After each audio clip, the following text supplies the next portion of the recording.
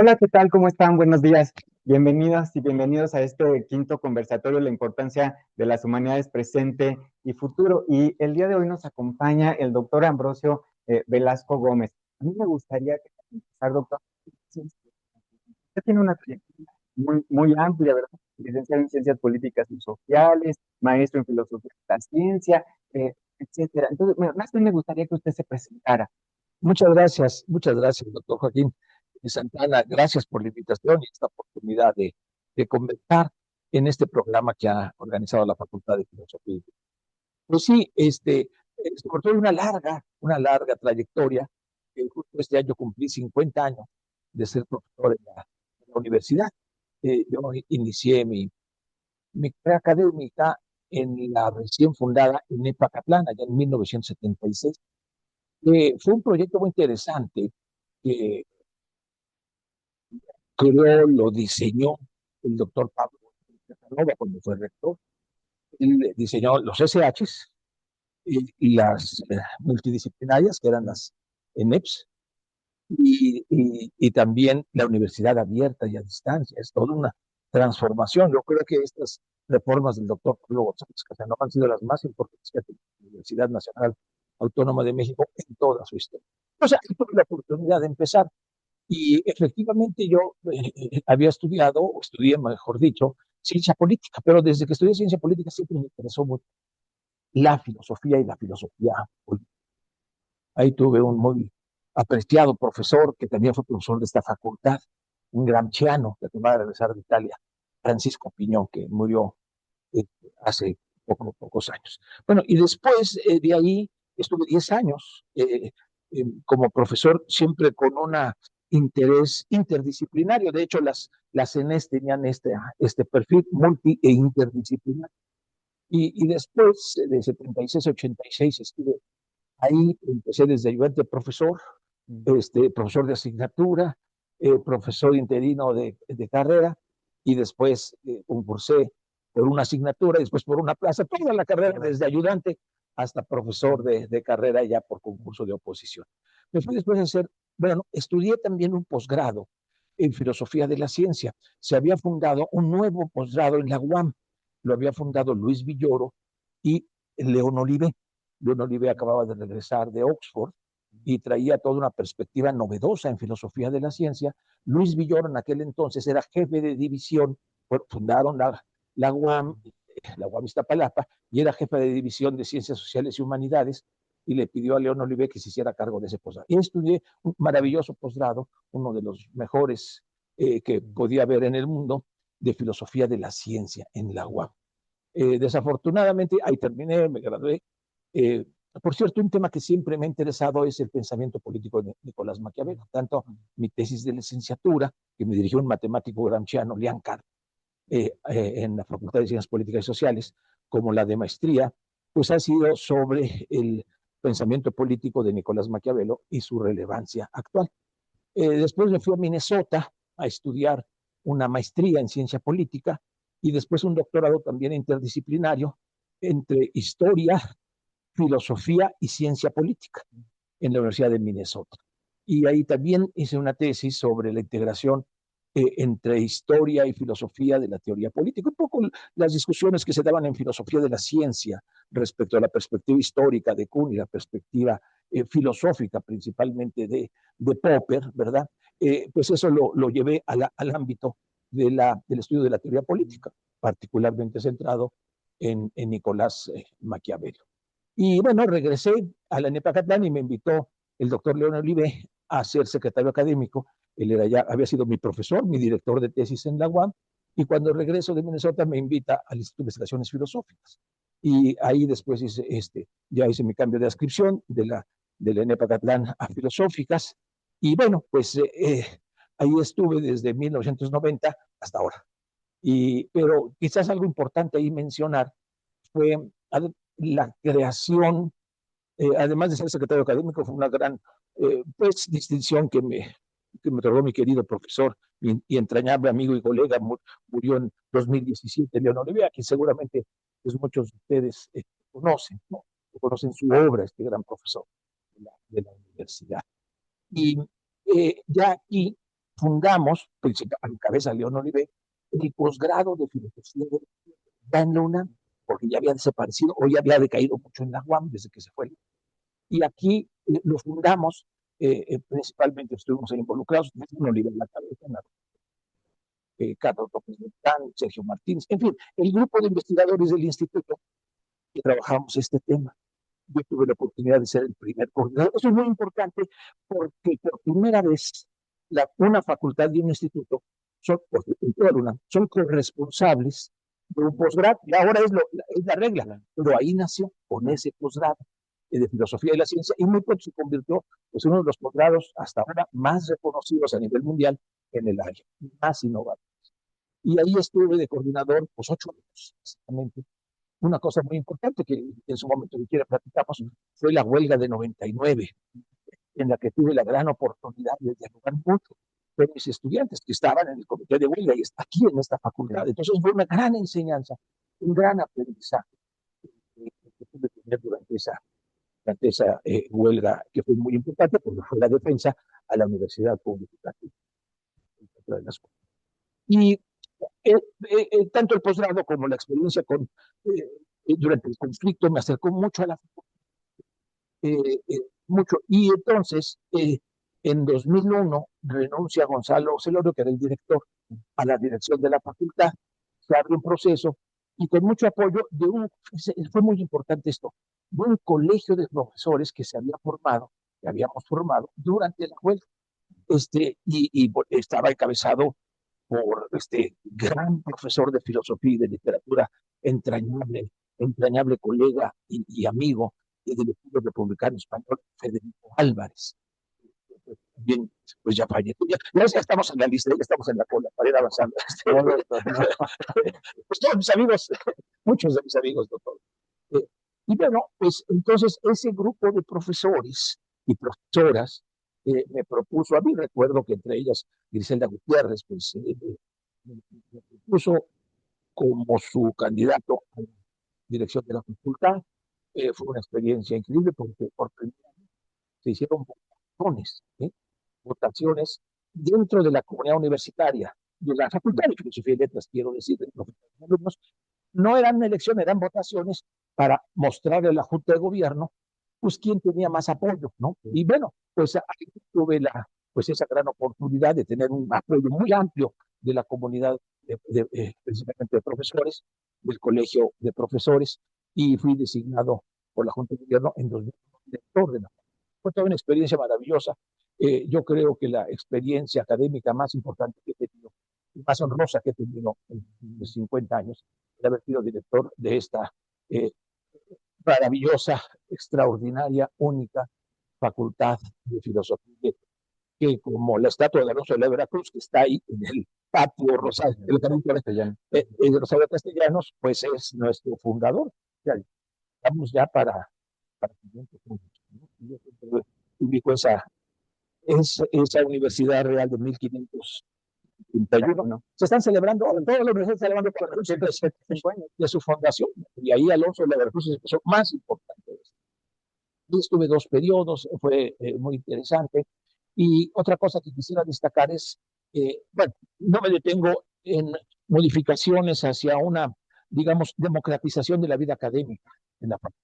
Algo muy importante fueron la constitución de los comités académicos en cada colegio, en cada carrera, por elección, tanto de alumnos como de profesores. Y una anécdota muy rápida, quien resultó electo por estudiante y alumno fue uno de los hermanos Cerezo, que eran estudiantes activistas que habían sido reprimidos injustamente, y uno de ellos, y varios de ellos encarcelados injustamente por su activismo.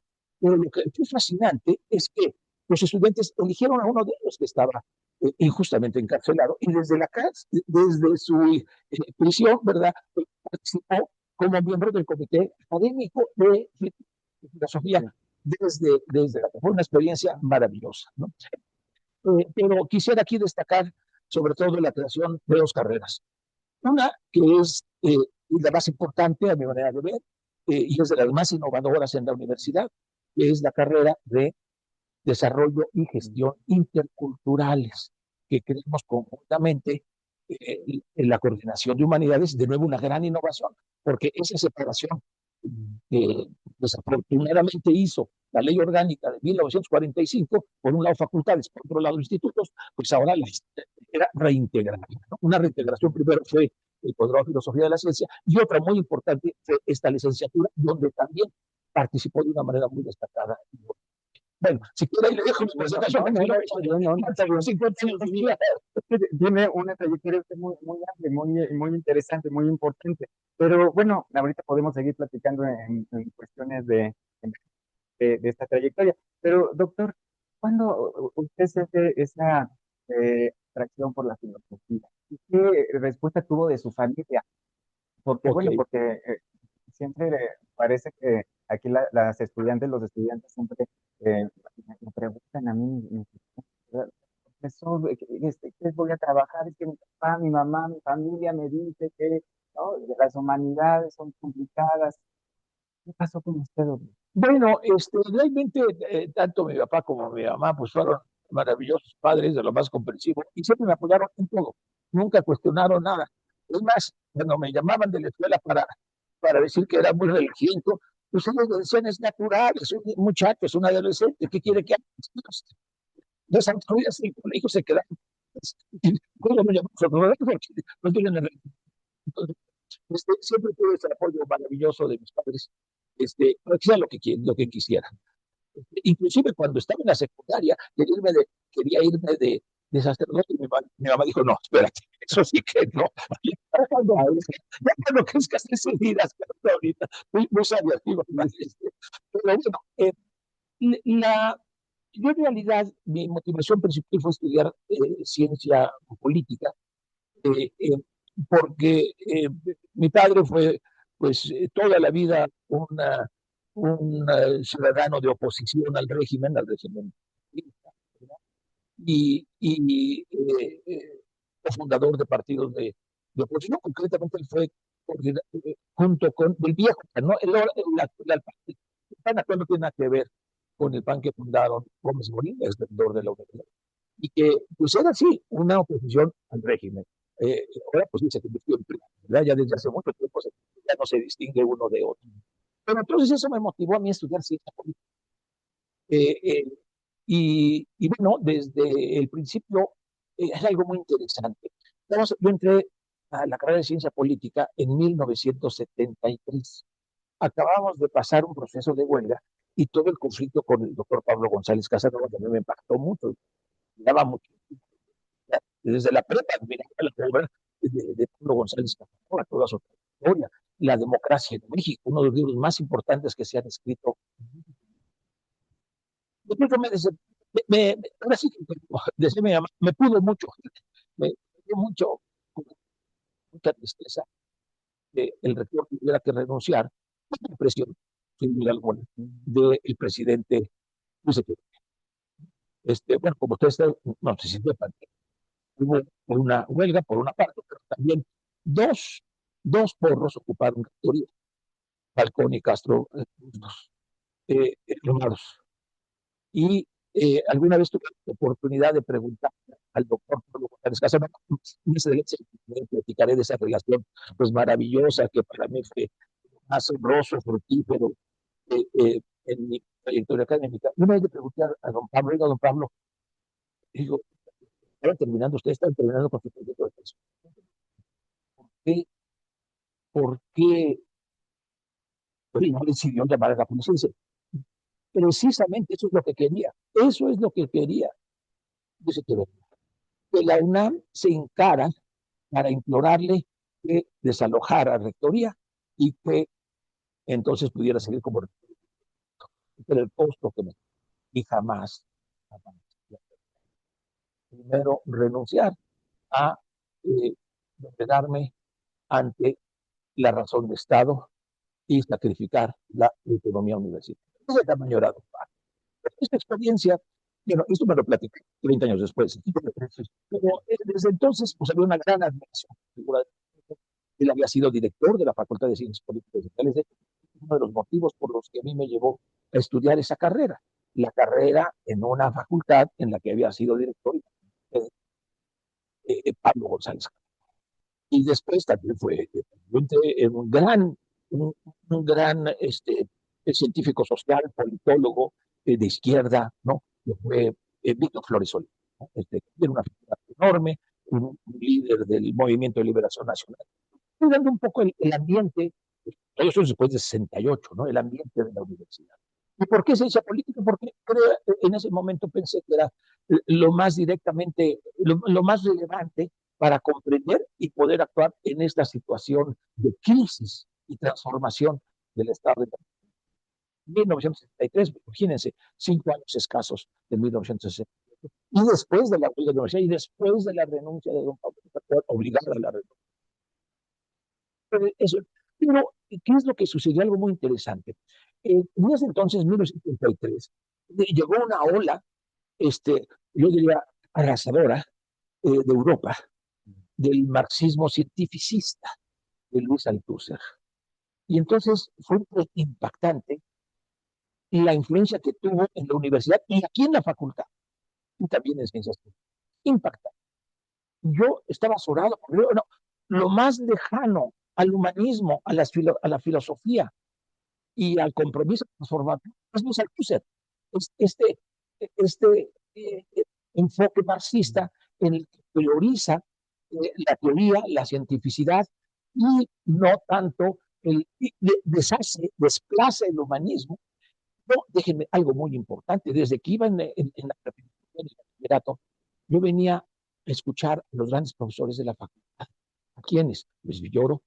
Y el que más me encantaba, voy a decirlo quién, Adolfo Sánchez Vázquez. Sobre todo, era director en los años de 1970 a 1900, voy a contar un poquito de la historia de la facultad, de 1970 a 1978, era director de esta facultad. Fíjense ustedes cómo estaba. Víctor Flores Elea, en ciencias políticas. Rector, González Casanova. Y en esta facultad ya no pudo reelegirse, ya no digo las razones, porque él fue muy crítico del movimiento 68, hay que decirlo. Entonces entra un filósofo muy aguerrido, que es Ricardo Guerra. Y entonces, digo, teníamos directores y todo un proyecto de izquierda y de transformación, Víctor Flores, acá, también el doctor Lozano en ciencias. Se intenta hacer una maravilla, una universidad que empujara hacia una transformación en contra de todo el proyecto hegemónico de Estados Unidos. Y bueno, ¿qué es lo que sucede? Pues imagínense la evolución de una universidad pujante, transformadora, en el contexto que les estoy platicando. Ricardo Guerra y Víctor Flores Ulea organizaban unos legendarios cursos de invierno, hay que y venían los marxistas más destacados del mundo a esos cursos de invierno. Yo no me los perdía. Entonces estaba Roger Barodí, venían italianos muy destacados, vino también Edgar Morin, ¿no? Aquí estaban en esos cursos de invierno, pero para mí el que les daba discusiones y controversias maravillosas, pero el pilar fundamental era, a mi manera, oírlo hablar, Adolfo Sánchez Vázquez y polemizar, para mí me impactó desde que tenía 15, 16 desde la universidad. ¿Y qué es lo que pasa? Ese marxismo humanista, ese marxismo que integra el pensamiento crítico iberoamericano, fue desplazado totalmente por el altuserianismo cientificista. Quiero decirle que la mayoría de la facultad, inclusive estudiantes, ayudantes y estudiantes de Adolfo Sánchez Vázquez, de voltearon, no se voltearon, perdón, está mal, se persuadieron de la novedad del marxismo de Luis Althusser. Y Sánchez Vázquez, con toda claridad, observó, esto es la capacidad hegemónica del pensamiento dominante para inclusive absorber y quitar el carácter crítico y pragmático al marxismo. Bueno, me parecía clarísima esa visión. Yo siempre me resistí. En ciencias políticas teníamos al discípulo preferido de Althusser en México, que era Raúl Pinero, y que ahí, en fin, pues en esta circunstancia y este giro cientificista, a mí me hizo ver mi interés en la filosofía, sobre todo porque, pues, referido por esos cursos de invierno, por la figura de Adolfo Sánchez Vázquez, por la misma figura de Pablo González Casanova, porque la ciencia política de Pablo González Casanova tiene una fundamentación filosófica potentísima, potentísima. Entonces, a mí no me interesa una ciencia política meramente empirista. Yo no estoy en contra en contra de la metodología y de la ciencia social, pero no unas ciencias sociales a costa del humanismo, a costa del compromiso de transformación de la realidad, a costa de ese humanismo transformador como el de Adolfo Sánchez Vázquez, como el de Pablo González. Eso es lo que me dijo, lo que me hizo inclinar definitivamente a la filosofía. Primero en filosofía de la ciencia y después en filosofía política. Doctor, usted tiene mucha trayectoria y seguramente en todos estos años se ha dado cuenta de cómo se ha transformado la significación de las humanidades. ¿Cómo ha sido esta transformación? Bueno, qué buena pregunta. A ver, déjenme nomás hacer un planteamiento así muy global. Las humanidades, y en particular las humanidades comprometidas con la defensa de la dignidad humana y de los derechos humanos, es, diría yo, la tradición intelectual más importante que se ha desarrollado en Iberoamérica, más importante que se ha desarrollado desde antes de la conquista y después de la conquista, durante todo el periodo colonial. Durante todo el periodo colonial, desarrolla un pensamiento humanista, republicano, emancipador, anticolonialista. Menciono nombres así de pasadita, empezando por el fundador de esta facultad y de esta universidad, que es Alonso Delgado. El crítico más que Bartolomé de las Casas, a la conquista de la Unión Imperial de España. Termina el primer curso que dio en el primer antecedente de esta facultad, de la Facultad de Teología y de Arte, fue sobre el dominio de los indios y la guerra justa. Aparte generó una obra que publicó la facultad en 2004 y queremos que se la crítica más articulada. Alonso de la Veracruz es no solo es una crítica al colonialismo, sino una defensa a la plena racionalidad y al derecho de autodeterminación que tienen todas las naciones y todos los pueblos, empezando por las naciones y los pueblos de América. Vean cómo nace nuestra universidad, con qué compromiso.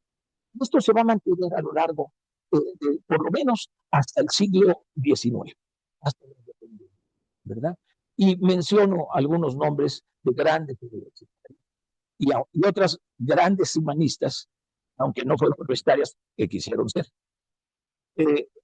Juan Zapata y Sandoval, profesor de esta facultad, de la Facultad de Artes y Teología de la universidad, que escribe un libro que se llama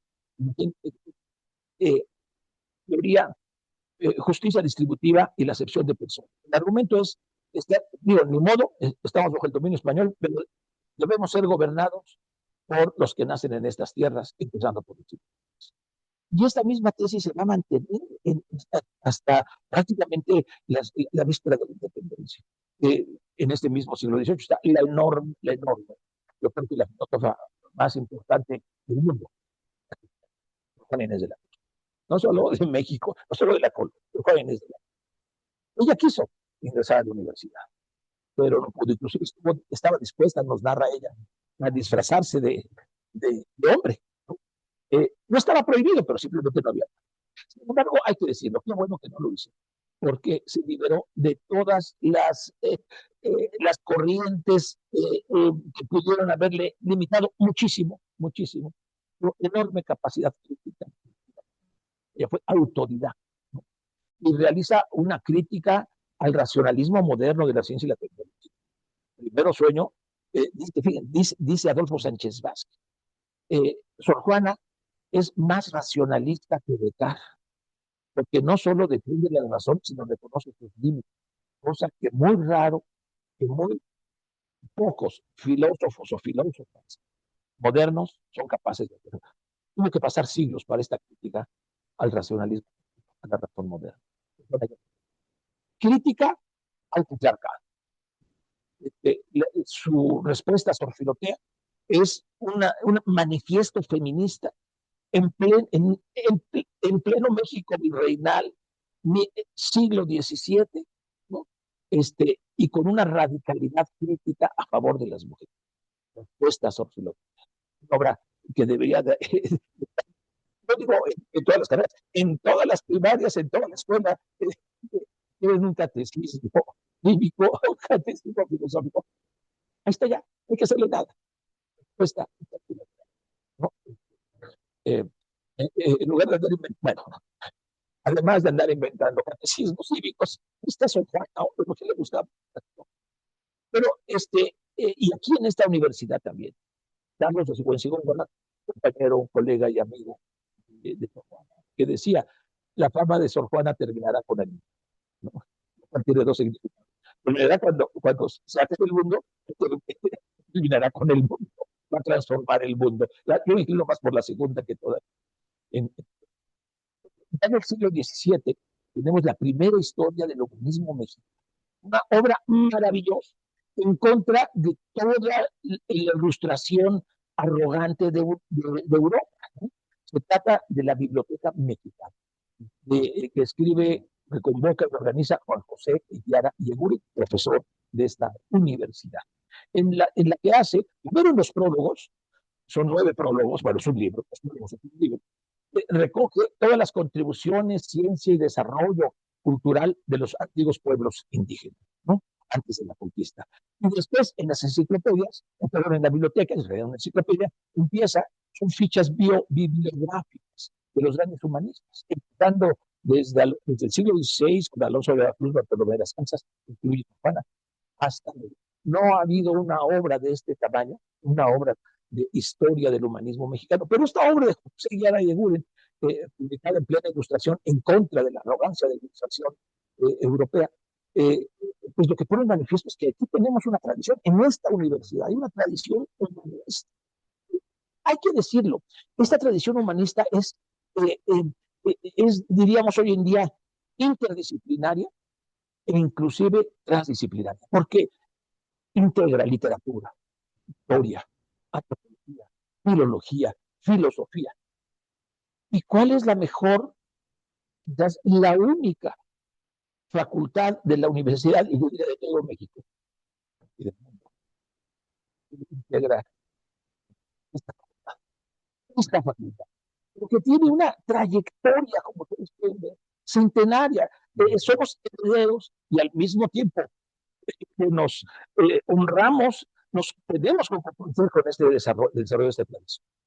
Inclusive, grandes humanistas, que son los precursores inmediatos de la independencia de México, como los jesuitas expulsos, a la cabeza Francisco Javier Clavijero, consideran esta universidad como la institución más importante de la Nueva España.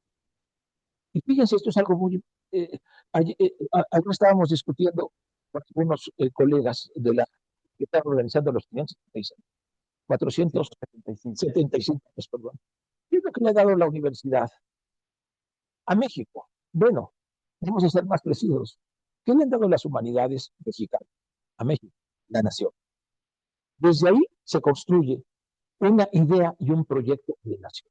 No es ni la Ilustración francesa, no es la Revolución francesa, no es la Revolución norteamericana, la que nos ilumina y nos quita las vendas para que haya esta visión de independencia. Fíjense que esta visión, promovida originalmente por la Iglesia, sobre todo, Rousseau es el culto, no, pero después se afianzó ya como la versión oficial. Esta visión es falsa y quienes se encargan de derrumbarla son los grandes profesores, empezando por Luis Villoro y dos destacadísimos amigos. Luis Villoro, su texto La Revolución Independiente de 1953, y Pablo González Casanova, antes que yo, Modernidad Cristiana y Mesonismo. Siguiendo la hipótesis, y el más radical es Pablo González Casanova, radicalizando esta idea, lo que sustentan es que los fundamentos, bases, motivaciones y justificación de la independencia es un pensamiento autónomo, propio, de los mexicanos, no solo de los criollos, ¿no? Ahí está la gran diferencia, de nuevo, con Pablo González Casanova. Pablo González Casanova, mejor, no son los criollos, desde luego los que hemos llamado son criollos, pero una característica de este pensamiento criollo es que aprende, recoge, se apropia de los conocimientos, culturas y grandeza. De tal manera que el proyecto de nación que tenemos es la nación que tenemos, aunque no reconocemos una nación pluricultural. Y eso es lo que ha dado la humanidades. Bueno, pues ya con esto hice la trayectoria. Bueno, me falta hablar del decaimiento. Una vez independizado México, toda esta importantísima tradición humanista, republicana, emancipadora, intercultural decae. Y de nuevo, las culturas y visiones y filosofías hegemónicas, principalmente el positivismo, se imponen, ¿no? Se imponen y se imponen para justificar un proyecto autoritario y un concepto de nación también inauténtica, impuesta desde el poder. El proyecto de nación es un proyecto de nación homogénea, monocultural, que se concreta en el proyecto de mestizaje, que en realidad dice, no, ¿qué problema tiene el mestizaje? Pues como dice Bonfil Batalla, Villoro y otros, el mestizaje es el blanqueamiento del indio. El mestizaje es integrar a los indios, quitándoles lo indio, ¿no? Gran libro de Luis Villoro, de 1950, Los grandes momentos del indio. El indigenismo para Luis Villoro es esta interpretación de los no indígenas sobre las culturas y pueblos y la historia para desindianizarlos y integrarlos en un proyecto de homogéneo. Y yo lo he dicho una y otra vez en el Consejo Universitario, lo repetí antes de salir de Semana Santa. Nuestro lema es un lema que respalda el mestizaje con todas sus connotaciones lamentables y hasta la verdad no puede tener ese lema. El estudio está perfecto. Pero la idea de que hay una raza, y esta raza es una raza cósmica, resultado de la mezcla de todas las razas. No, no es racista porque todas se mezclan. Sí, todas se mezclan, pero desaparece la vida. ¿No? Ese es el gran problema del mestizaje, que es el proyecto de nación moderna. Eso es lo que se impuso en México, decayó el humanismo. Y quienes en buena medida se encargan de recuperarlo es el estilo español. Gambos, Carmen Rovira, ¿no? La gran y profesora que este, Ortega, Ortega y Medina, en fin, toda una playa de Rodolfo Sánchez Vázquez, todos ellos escapan de este humanismo y ¿saben qué es lo más interesante? Que se dan cuenta aquí en México que esa tradición humanista la comparte el pensamiento crítico de España y el pensamiento crítico de Latinoamérica. Que la República Española, por la cual lucharon, defendieron y fueron arrojados al exilio, está inspirada en esta tradición humanista que es la misma que se ha sostenido en toda Hispanoamérica en la construcción del pensamiento crítico.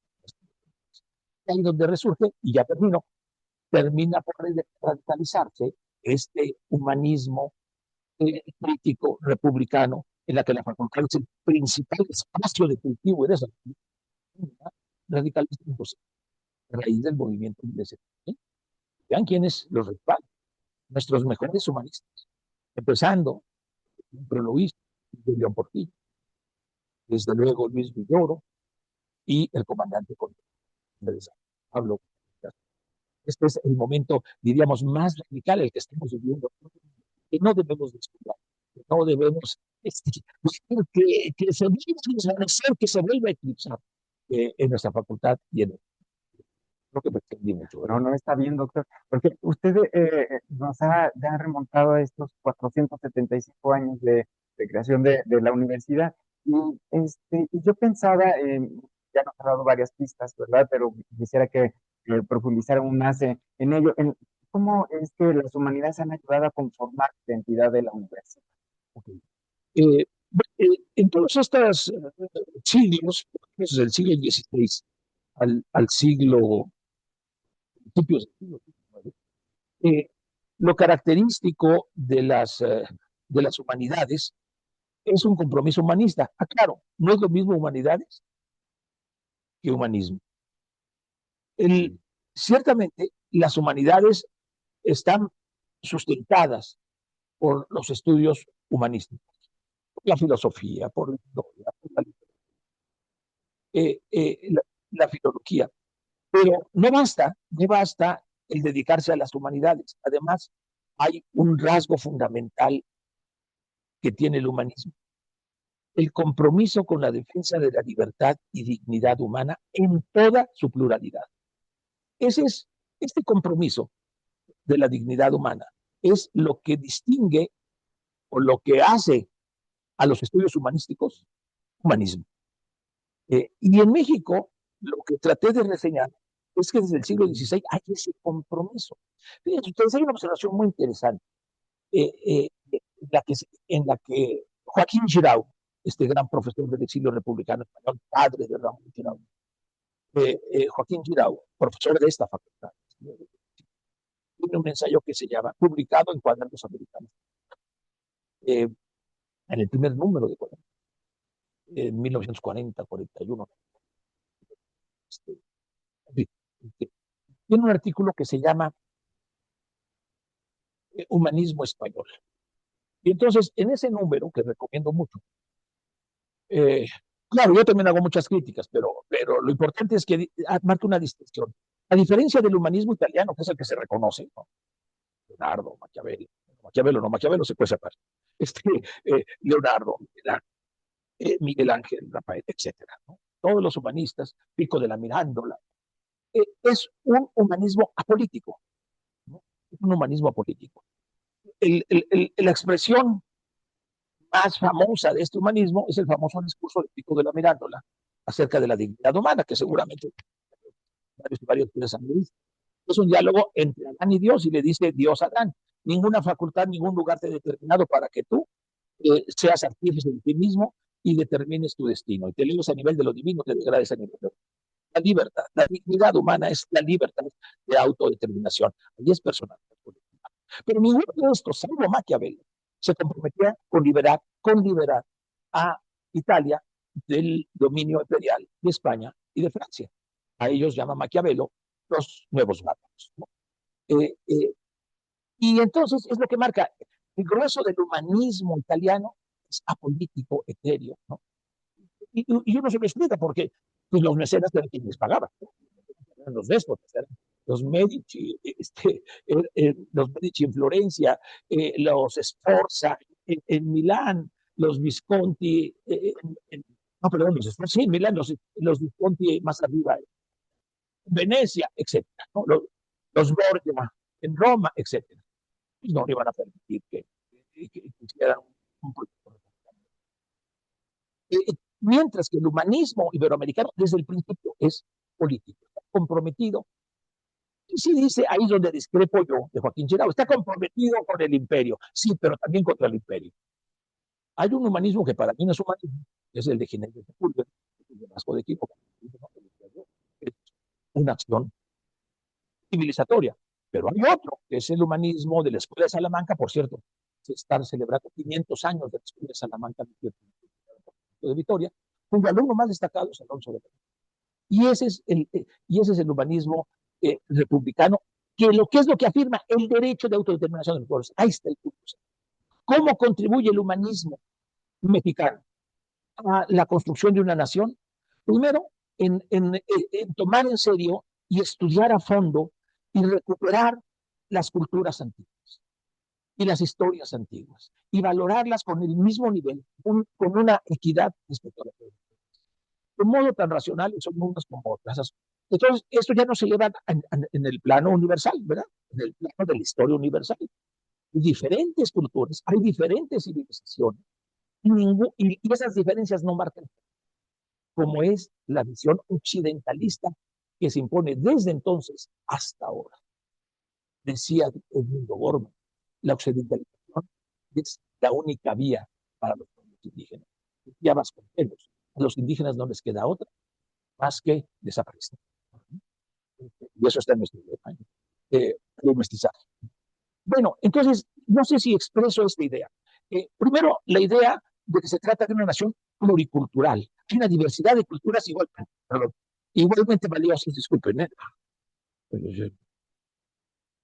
una diversidad de culturas igualmente valiosas, y lo mejor es el diálogo entre esas culturas y su integración. Esta es la idea original, que se construye desde el siglo XVI hasta el XIX. Después se va a convertir hasta nuestros días, hasta que te reconoce en 1982 y después en 1990, y después posteriormente el carácter pluriétnico multicultural de la nación. Y segundo, la idea central del humanismo mexicano, de que todos los pueblos del mundo tienen igual derecho, y todas las naciones, a la autodeterminación. Yo creo que estas son dos enormes contribuciones. Dos contribuciones a lo que te digo, a formar una idea de nación y al comprometerse con, con el derecho de autodeterminación. Y las humanidades juegan un papel decisivo, es decir, en este cambio de estructuras o un papel importante, en donde se reconoce que no son solamente un ornamento, eh, eh, pues en la vida social. Esa es una pregunta muy buena, y creo que tendríamos que decir de cuándo a cuándo. Como he insistido, desde el Renacimiento hasta la independencia juegan un papel determinante. Después de la independencia, prácticamente se convierten en ideologías justificadoras del poder. Y cambian totalmente su función. Y se revisten de un cientificismo, ¿no? Por ejemplo, es muy interesante ver las controversias entre Justo Sierra, el más destacado de los liberales y de los positivos del siglo XX, y las reminiscencias de humanistas críticos como José María. Estas polémicas que se desarrollan a finales del siglo XIX en México, claramente lo que oponen es la visión humanista tradicional del humanismo mexicano, pluralista, emancipador, republicano, antiautoritario. Eso es lo que representa José María Vigil. Y la visión cientificista, positivista, que termina por justificar el porfiriato. El porfiriato es, recuerden ustedes cuál es la tesis principal del positivismo comtiano y spenceriano, sobre todo el spenceriano de Spencer, que se adopta en México como filosofía y como ideología dominante y oficial. La Escuela Nacional Preparatoria nace con esta idea, ¿no? Y ahí hay unas discusiones muy intensas dentro de la Escuela Preparatoria. Pero la idea es eso, hay que impulsar la racionalidad científica que nos obliga a reconocer las leyes, y lo que dice Sierra y lo que dicen todos los liberales, la mayoría de los liberales, es la acción política y las leyes deben de adecuarse al conocimiento científico de la realidad. La ciencia se impone sobre las leyes y sobre las humanidades. Y esto es una constante, diría yo, a nivel predominante como pensamiento hegemónico, no solo en México, sino en el mundo entero hasta nuestros días.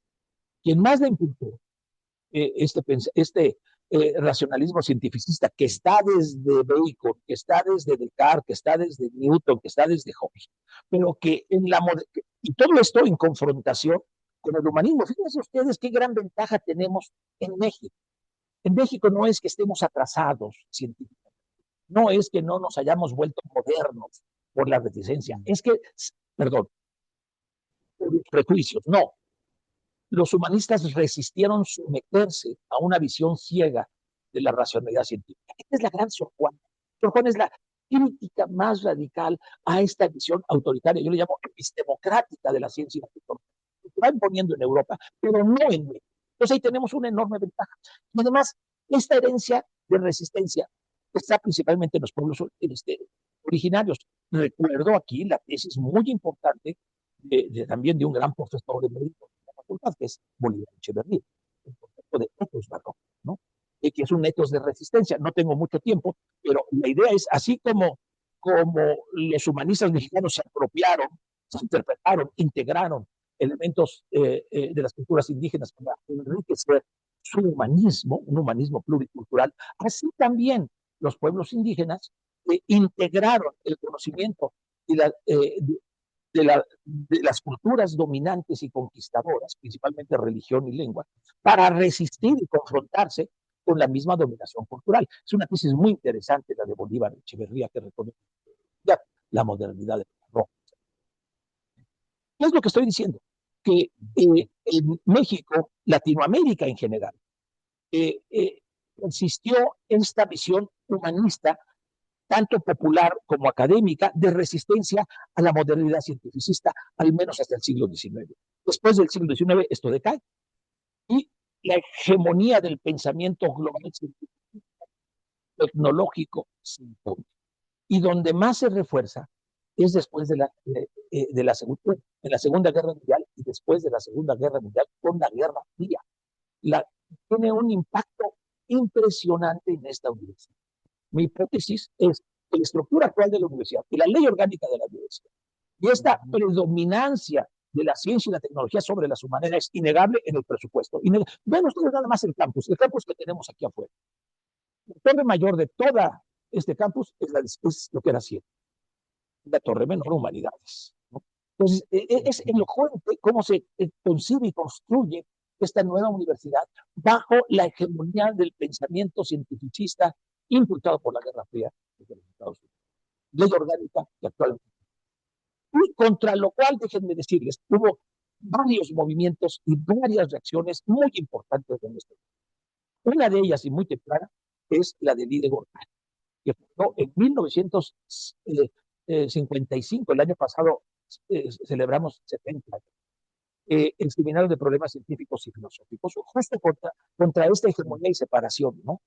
Recuerden que Lide Gortari fue uno de los filósofos, historiadores más importantes que ha tenido esta universidad, líder del movimiento de centralismo, encarcelado durante ¿cuántos años? César está haciendo su tesis sobre Lide Gortari. Entonces, durante 2 años, ¿no? En Berlín, por este compromiso. Y el otro es Pablo González Castillo, con todo el proyecto de transformación. Son las grandes oposiciones que ha habido a esta visión hegemónica de la tecnológica. Desde luego, nuestros filósofos del exilio republicano español y otros filósofos como León, pero de una manera muy destacada, Adolfo Sánchez Vázquez, García Vaca, el mismo Gauss, Nicole, se oponen a toda esta razón tecnocientífica, a todo este racionalismo tecnológico en detrimento de las humanidades y a favor de la hegemonía colonialista de las metrópolis y de lo que llama Pablo González Casanova el colonialismo interno. Entonces, ahí tenemos un reto, ¿no? Una responsabilidad de los universitarios. Bueno, y estas ciencias experimentales y las humanidades, pues comparten preocupaciones y necesidades. ¿Cómo se da ese diálogo? Eso es algo muy importante. Es algo que nos va a impulsar muchísimo. ¿Qué es propiamente la finalidad que tuvo la fundación del Seminario de Problemas Científicos y Filosóficos? Fundaron 3 grandes universidades. Era director de esta facultad, desde entonces, nada más y nada menos que Samuel Ramos. Lide Gortari, que era investigador del Instituto de Investigaciones Filosóficas, entonces Centro de Investigaciones Filosóficas, que nace de esta facultad. No hay que olvidar, la mayoría de los institutos de investigación nacen de esta facultad. Por eso se le conoce con el nombre de facultad madre. Más que muchas veces se les olvida a algunos investigadores de la facultad madre, ¿no? Es esta, ¿no? Pero bueno, voy a decir que esta madre, ¿no? Porque una cosa es que no vale, vale mucho, pero es de toda madre. No vamos con este juego de palabras, por así decirlo, la facultad madre, porque por, por múltiples razones. Eh, y, y bueno, la idea, fíjense, hay algo muy importante. Cuando Justo Sierra cambia totalmente su visión de la educación y su visión de la política y se vuelve en contra de Porfirio Díaz, siendo secretario de Educación y de Bellas Artes, se vuelve ya no apoya la última reelección. Hay una anécdota que le dice, no vi su firma entre los amigos, postulan por un periodo más, ya estoy muy viejo, pero estoy dispuesto. Su firma es muy importante. Entonces, no la vio porque no está, señor presidente. No me refiero a porque no está. Ella estaba concibiendo la transformación de México en todos sus aspectos, desde la Universidad de México. Eso es muy La Fundación de la Universidad de México tiene el proyecto de transformar en un sentido democrático y recuperar la tradición. y esta facultad es el epicentro de este proyecto. Lo que innova realmente la Universidad Nacional de México de 1910 es la integración de escuelas y de colegios que habían desarticulado a raíz de la apertura de la universidad. Muy en la visión positivista, muy en la visión positivista. Las agrupa, pero crea una institución muy importante, que es el primer antecedente.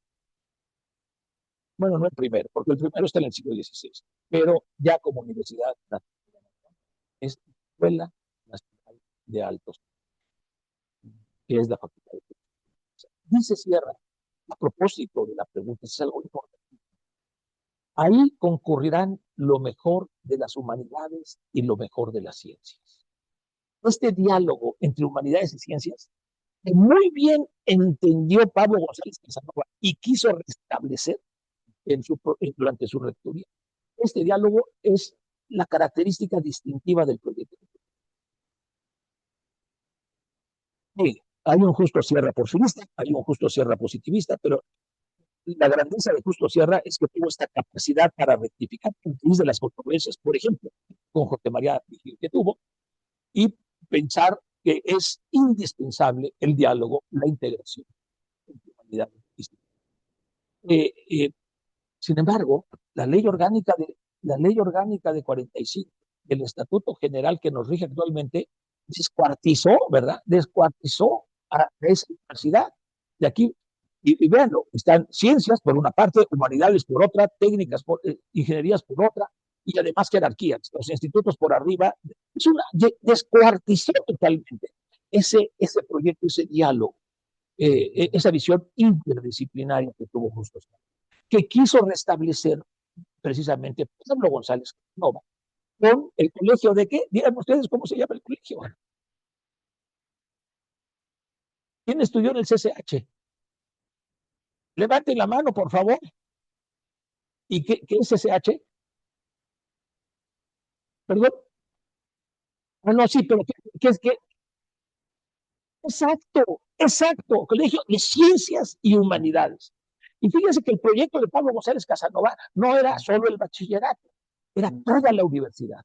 Tenía 3 niveles: bachillerato, licenciaturas y posgrados. Que inició, bueno, no lo pudo concretar Pablo González Casanova, pero se inició de una manera muy menguada ya con Sober. Pero esta es la idea, yo diría yo. Tenemos que restablecer hoy en día, y un lugar privilegiado para restablecer ese diálogo es la Facultad de Filosofía. Ya hay una cátedra, y esta fue la principal motivación que nos llevó a proponer y finalmente lograr la creación de la licenciatura en Desarrollo y Gestión Interculturales. Pero ahora ya no basta, una vez sobre todo después del movimiento del STLN y los cambios constitucionales, en la que México se afirma como una nación pluricultural, no basta la interdisciplina, es necesaria, pero tenemos que dar un paso más allá, que es la transdisciplina. ¿Cuál es la diferencia entre inter y transdisciplina? Que la transdisciplina incluye el diálogo con conocimientos no científicos ni académicos, sino con conocimientos tradicionales. Algo muy semejante a lo que hicieron los humanistas del siglo XVI y XVII, recuperando las culturas antiguas. Y nuestra carrera de desarrollo y gestión es un pelazo, es, diría yo, paradigma dentro de este diálogo, no solo interdisciplinario, sino transdisciplinario. Doctor, bueno, pues vamos a dar oportunidad a que nuestras asistentes y nuestros asistentes de que pregunten algo. Alguna, adelante. Pero un poquito fuerte porque estoy medio sordo.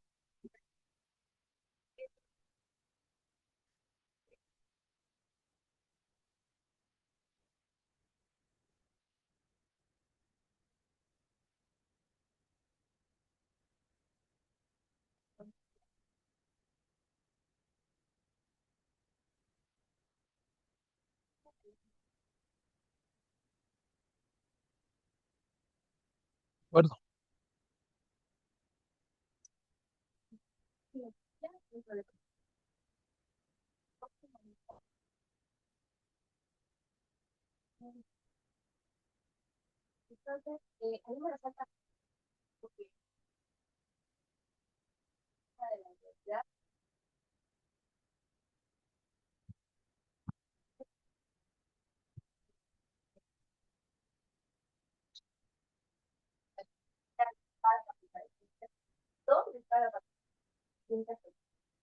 Bien, muy buena observación, ¿eh?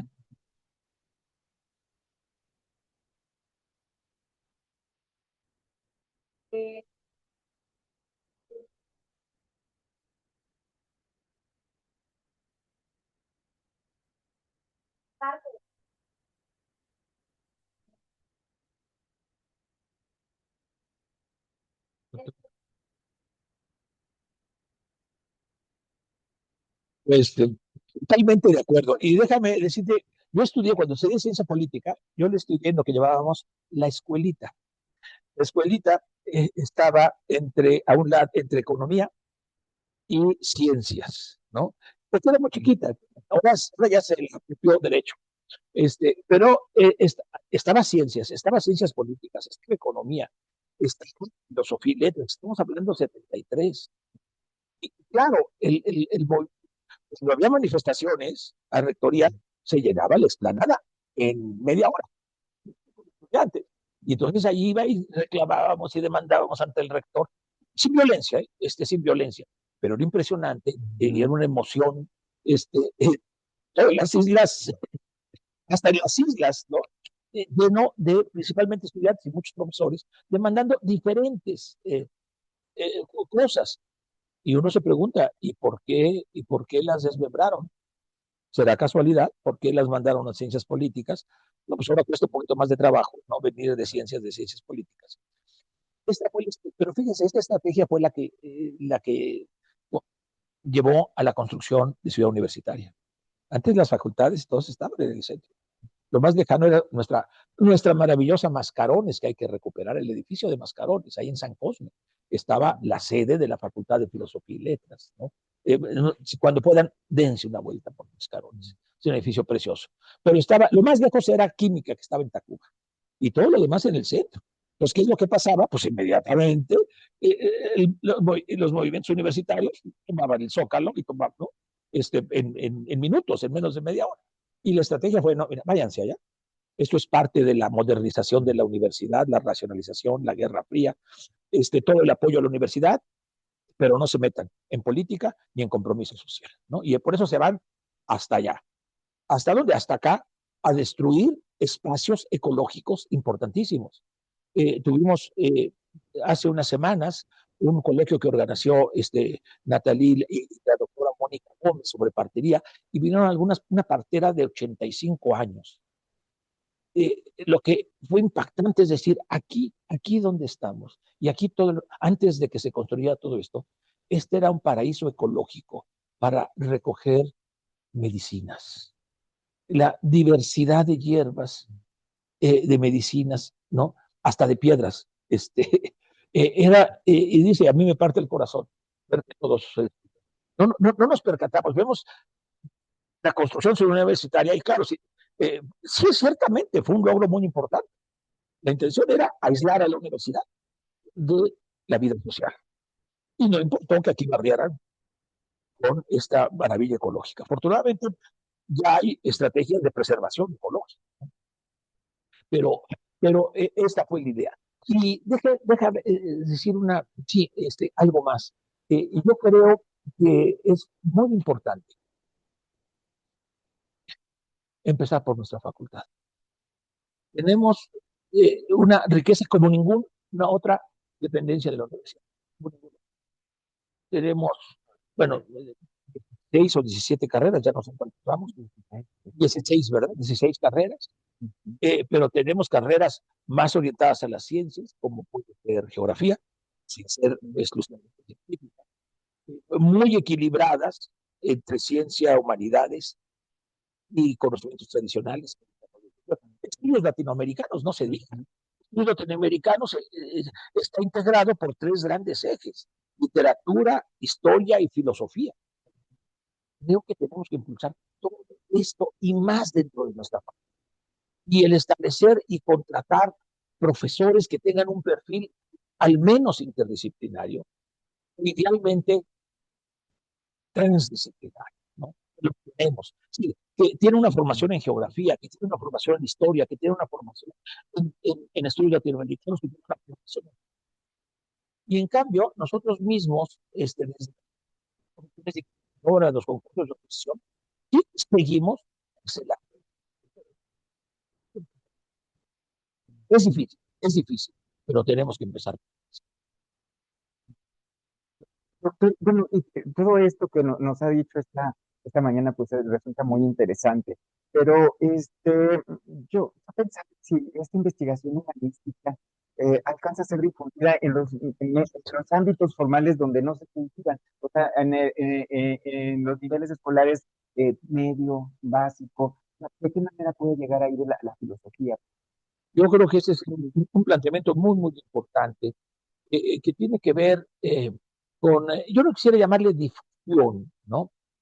Porque la difusión tiene una idea de que hay un centro que conoce, lo que llamamos el modelo vertical de comunicación, eh, los expertos, ¿no? Y los legos.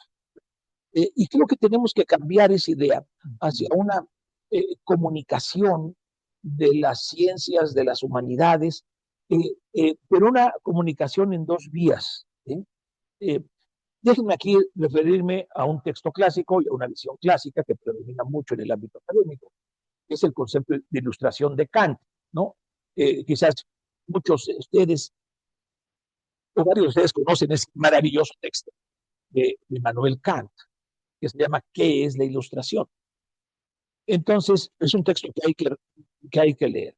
Y yo estoy muy de acuerdo en muchas cosas y en desacuerdo, como tenemos que estar todos los filósofos y los humanistas, de acuerdo y desacuerdo con las tradiciones, dialogar, y dialogar criticando. Por cierto, esto es algo esencial.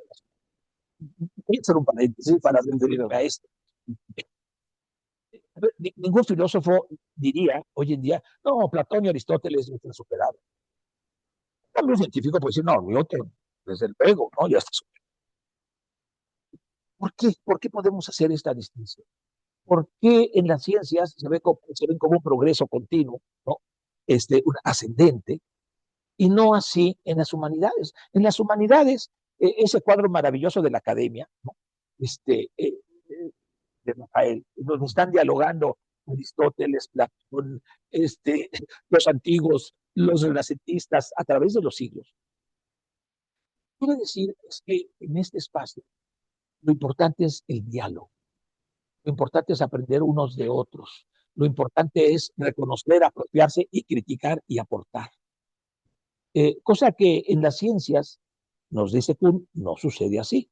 Hay paradigmas. Esto es muy interesante. Hay paradigmas, ¿no? Lo dice Kuhn.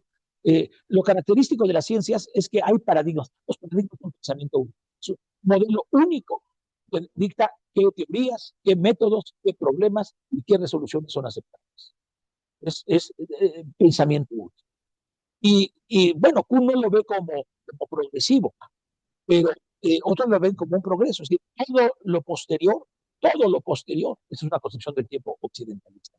Es mejor que lo anterior.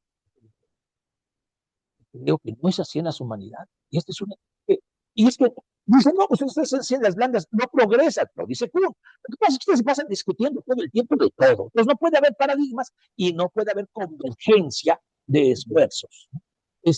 Discuten de los conceptos básicos y por eso no progresan. No, lo que estamos criticando es ese concepto de progreso, esta visión lineal en la que lo actual siempre es mejor que lo otro, porque no nos permite recuperar lo que pasamos, dialogar, tener un continuo renacimiento. Esto es lo propio de la humanidad. Perdón, este es el paréntesis que quería hacer una referencia entre ciencias y humanidades respecto al diálogo, pero regreso a la pregunta si me la recuerda. Sí, sí, yo decía que si la investigación humanística alcanza a ser difundida en los ámbitos Muchas gracias. donde no se cultivan. Exacto. Entonces, yo pienso que en general toda la vida universitaria y académica está muy enclaustrada. Y esto es propio de todo, no solo de la universidad. A ver, ya está cambiando, afortunadamente está cambiando. Pero el Sistema Nacional de Investigadores, la difusión prácticamente vale cero. Vale cero. En cambio, tiene que ser papers, si son en inglés y en revistas que nadie o muy pocas leen en México, mucho mejor. No, sí vale. Y saben que hay cuartiles. Y los cuartiles es, no quienes lo leen en México, sino quienes lo leen fuera, obviamente, en la lengua imperial, ¿no? En la nueva lengua imperial. Toda nuestra estructura académica dentro y fuera de la universidad está para evitar eso que Kant, y vuelvo a Kant, llama ilustración. ¿Qué es de ilustración? Dice Kant. El, las lecciones, el discurso que dan los grandes maestros al público en general, ¿no? Claro, está bien, y nosotros muy, tenemos un déficit muy importante de comunicación. Y, y fíjense, algo muy importante también es que la nueva ley de humanidades, ciencia, tecnología, innovación, que ha sido muy importante, porque valora la diversidad cultural, establece la equidad epistémica entre ciencias y no ciencias, y otras muchas. Yo critico algunos aspectos. El centralismo de la ley me parece inaceptable. Pero todo lo demás me parece un avance importantísimo. Está tratando de responder a estos déficits. La ley de humanidades, ciencia, tecnología. ¿Qué empieza la ley? Humanidades, después ciencias. Ya no es así, ¿eh? Ya la Secretaría dejó de ser primero humanidades, primero ciencias, después humanidades. Ciencias, humanidades, tecnología. Este, eh, pero ya no hay este muy importante, perdón, todavía está en la ley el derecho humano a la ciencia y la obligación de toda actividad de investigación o educación publicada con asuntos, con recursos públicos, que sea de beneficio para toda la ciudadanía. La ley marca esta obligación y no la estamos cumpliendo debidamente. Entonces, también aquí debería de haber toda una revisión a fondo de qué hace la universidad para establecer, cumplir el derecho humano ciudadano. Todos los beneficios sí, sí, es algo que no. Voy aquí a recordar algo, fíjense, que es algo muy importante. Por cierto, la próxima semana, realmente invitados en esta facultad, gran homenaje, en esta facultad y también en economía, un gran homenaje a Enrique Seco. Seguramente algunos de ustedes conocen quién es Enrique Seco, uno de los historiadores de México más destacados y más importantes, que sobre todo del México y de México. Es una gran figura. Enrique Simo tuvo un proyecto hace muchos años genial, no sé si lo conoció, los cómics. Un pueblo de historia en cómics, en dibujos, una cosa maravillosa. ¿No? Yo he pensado también, pero nadie me pela, me dicen, estás loco, tienes una relación a la infancia. Hacer álbumes, así de estampitas, sí, de estampitas. Y yo siempre les digo, bueno, Wittgenstein tiene una obra que se llama Estampas, y es lo que muestra son estampas de la filosofía del lenguaje, del uso del lenguaje.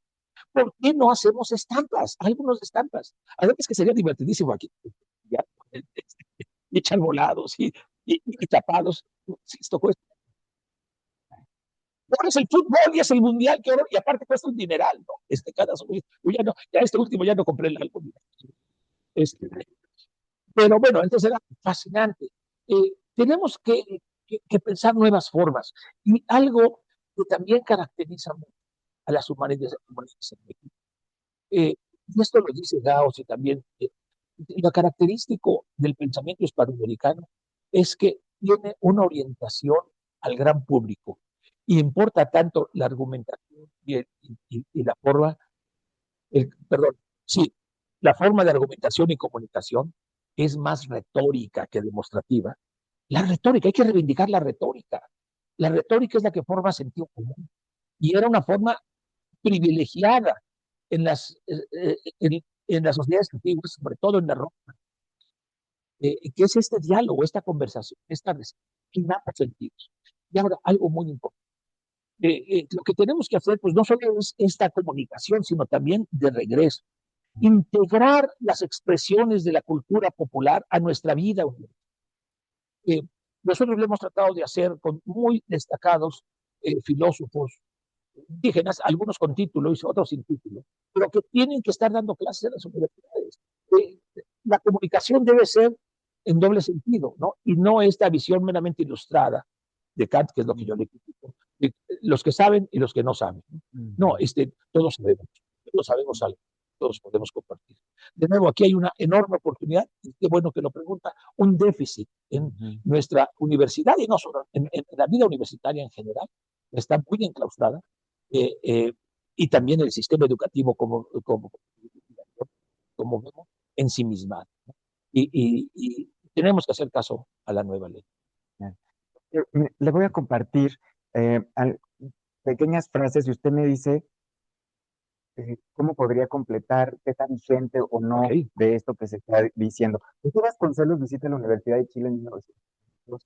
La visita para recibir el diploma como miembro honorario correspondiente a la Facultad de Filosofía, Humanidades y Bellas Artes de Chile. Y el decano de esa universidad pronunciaba el siguiente discurso, bueno, parte del siguiente, sí, voy a leer parte del claro. siguiente del discurso que pronunciaba el decano, que era Luis Barros Borgoña. Dice, la Facultad de Filosofía tiene por especial misión formar al humanista, modelar el alma de los jóvenes en la conciencia de sus deberes y de sus responsabilidades. Como finalidad que no es común, tratamos de formar ante todo hombres sanos de espíritu, aptos para la acción, pero a la vez suficientemente idealistas para hacerlos superiores a las fuerzas materiales que les rodean, capaces de dar a la vida lo que la vida exige y de dar el bien como íntima, desinteresada y superior satisfacción de las más nobles aspiraciones del alma. Sí, estoy de acuerdo con esa visión, que por cierto, hay que reconocerlo, la compartía plenamente Vasconcelos, el concepto de espíritu de Vasconcelos.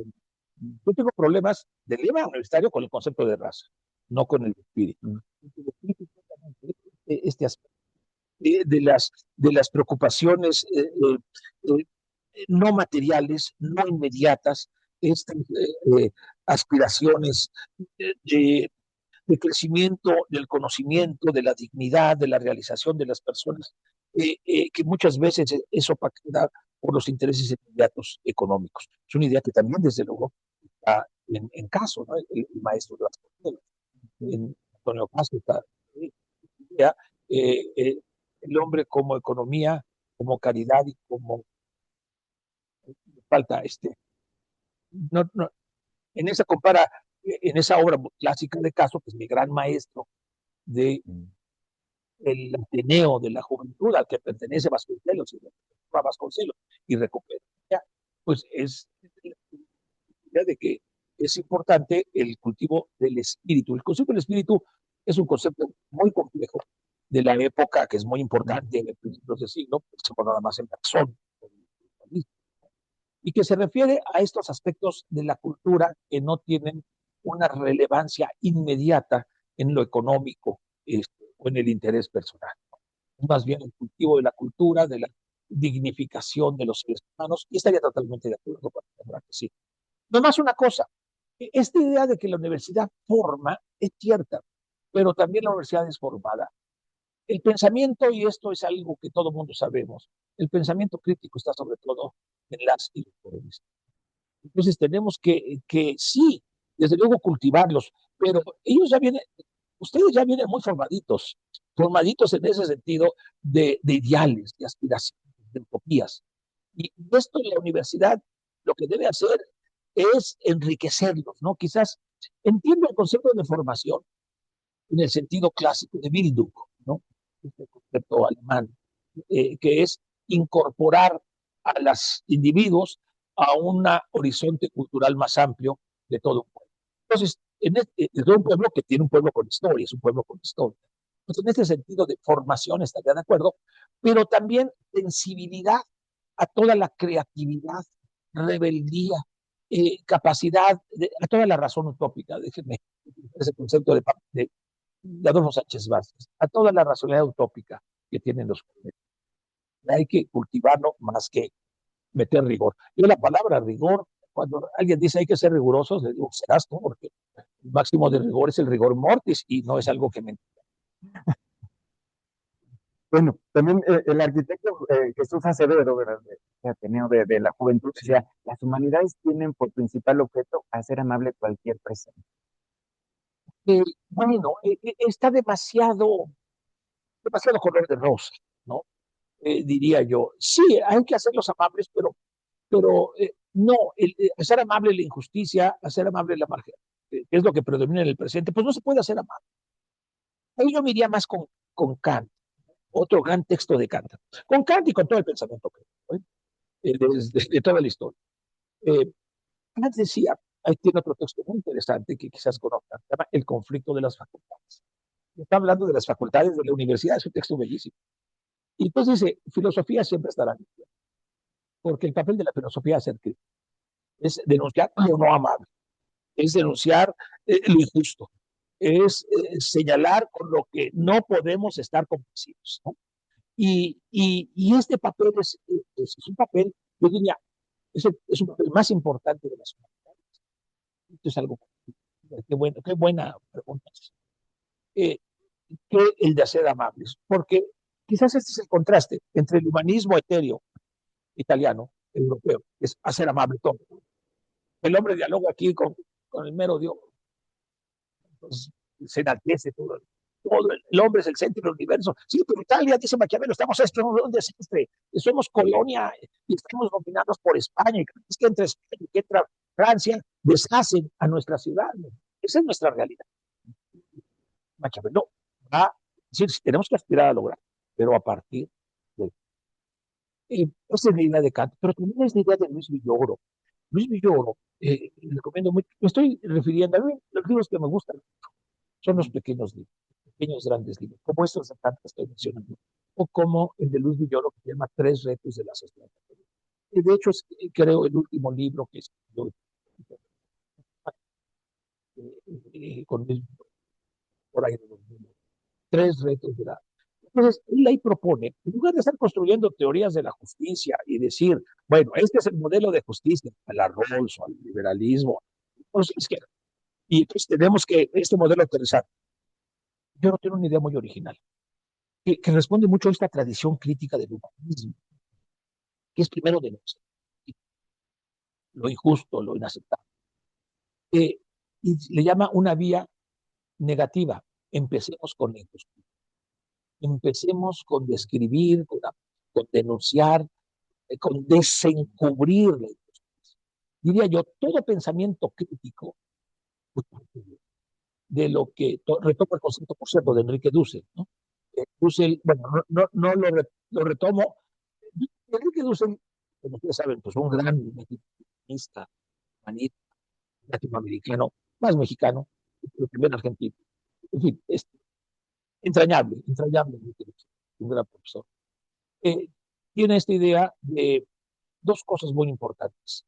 Todo cuadra muy bien con lo que les he platicado. Primero, el mito de la modernidad.